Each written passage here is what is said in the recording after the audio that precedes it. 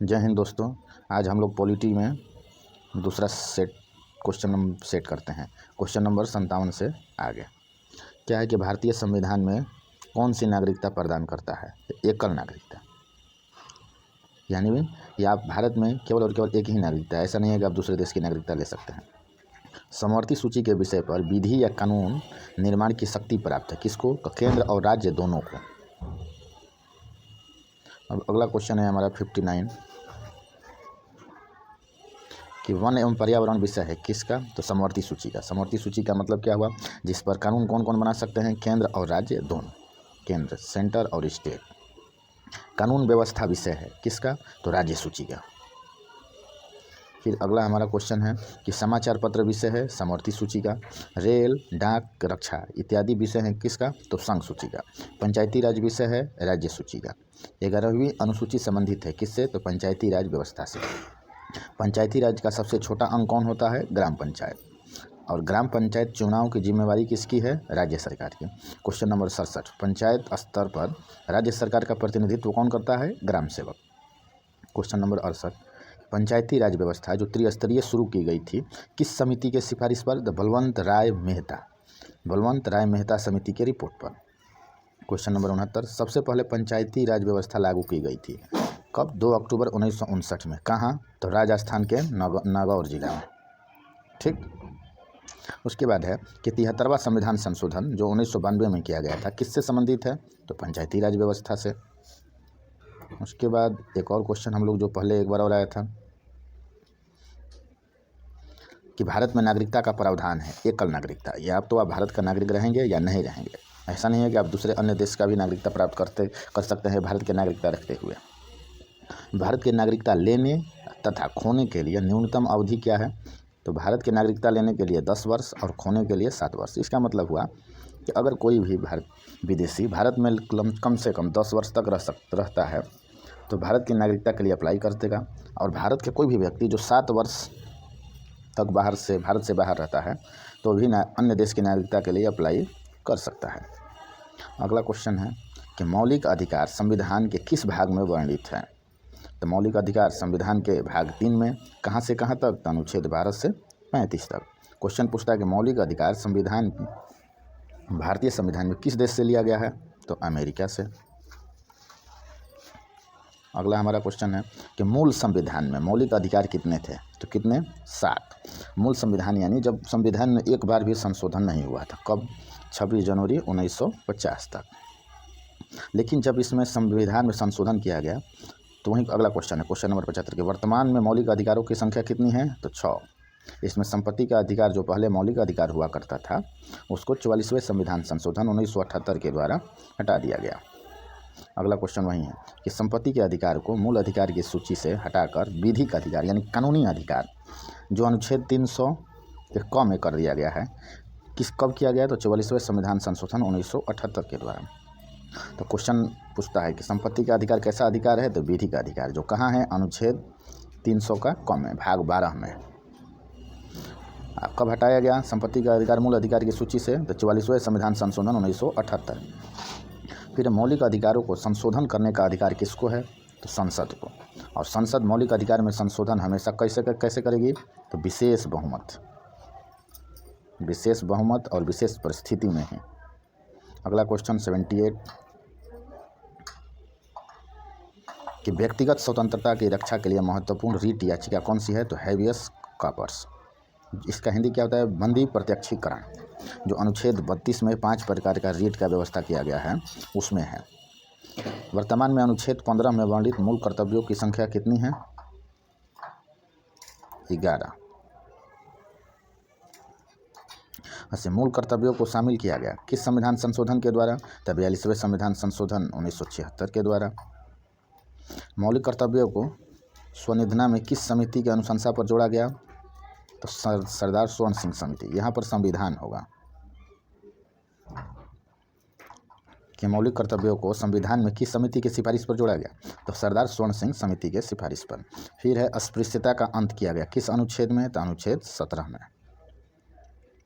Question number 83 अस्पृश्यता विरोधी अधिनियम बना 1955 में। प्रेस की स्वतंत्रता वर्णित है किसमें? तो अनुच्छेद 19 के क में। फिर है चौथा स्तंभ इंगित करता है लोकतंत्र में किसको? तो प्रेस को या मीडिया को। प्राण एवं दैहिक स्वतंत्रता वर्णित है किसमें? तो अनुच्छेद 21 में। इसको जीने का अधिकार भी बोला गया है।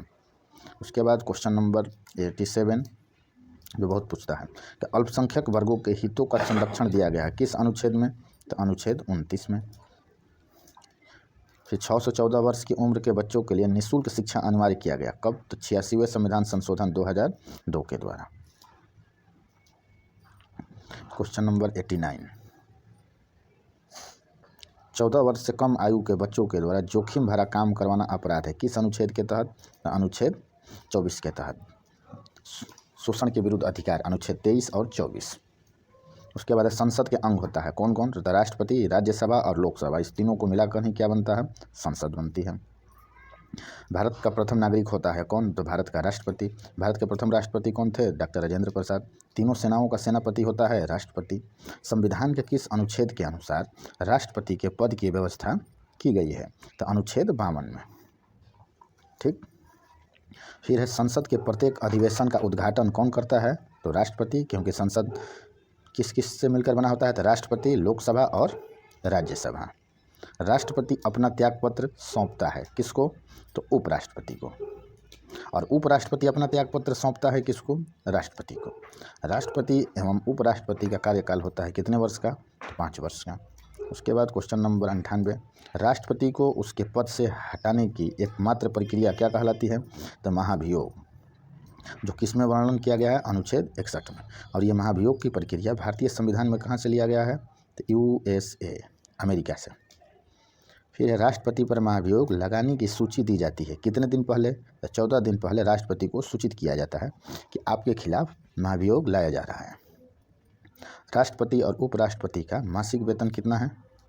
तो राष्ट्रपति का 5 लाख और उपराष्ट्रपति का 4 लाख। उसके बाद है कि राष्ट्रपति, उपराष्ट्रपति और राज्यपाल पद के लिए न्यूनतम आयु सीमा कितनी है? तो 35 वर्ष। लोकसभा भंग करता है कौन? तो राष्ट्रपति। अनुच्छेद 85 में ये कहा गया है कि लोकसभा को भंग करने का अधिकार किसको है? राष्ट्रपति को। किसके सलाह पर? तो प्रधानमंत्री के सलाह पर। या राष्ट्रपति को ये भी लगता है कि अगर जो सरकार काम कर रही है उसका बहुमत नहीं है तभी वो लोकसभा को भंग कर सकता है। या प्रधानमंत्री के सलाह पर भी अनुच्छेद 85 के तहत राष्ट्रपति लोकसभा को भंग कर देता है। 2 आधार पर।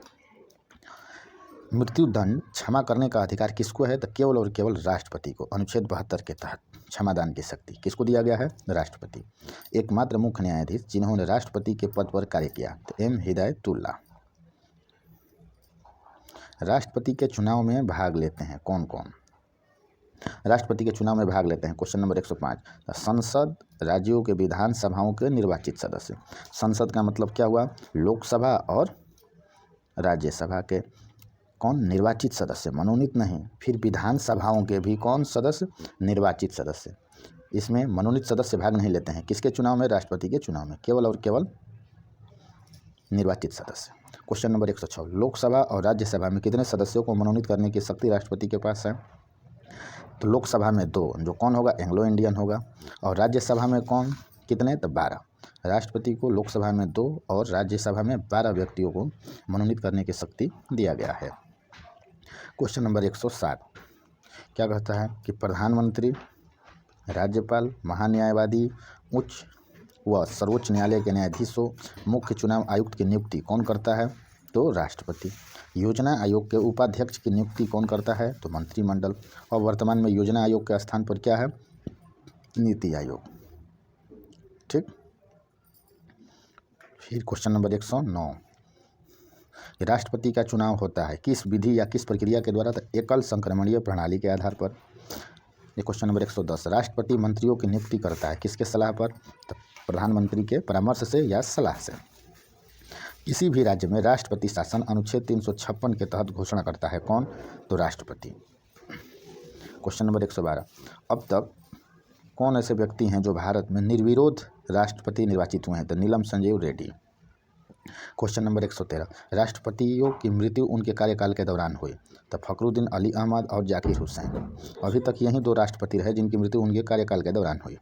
प्रथम कार्यवाहक राष्ट्रपति कौन थे? तो बीबी गिरी। उसके बाद क्वेश्चन नंबर 115 क्या है इसमें कि राष्ट्रपति का चुनाव लड़ने वाली प्रथम महिला उम्मीदवार कौन थी? तो कैप्टन लक्ष्मी सहगल। एकमात्र महिला उम्मीदवार, प्रथम महिला उम्मीदवार जो राष्ट्रपति के पद के लिए उम्मीदवार थी तो कैप्टन लक्ष्मी सहगल। भारत की प्रथम महिला राष्ट्रपति प्रतिभा पाटिल। दोनों सदनों का अधिवेशन न चल रहा हो तो अध्यादेश जारी करता है कौन? राष्ट्रपति। किस अनुच्छेद के तहत? तो अनुच्छेद 123 के तहत।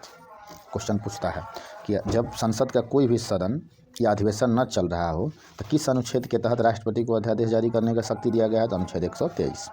लास्ट क्वेश्चन 118, राष्ट्रपति को पद की शपथ दिलाता है कौन? तो भारत के मुख्य न्यायाधीश।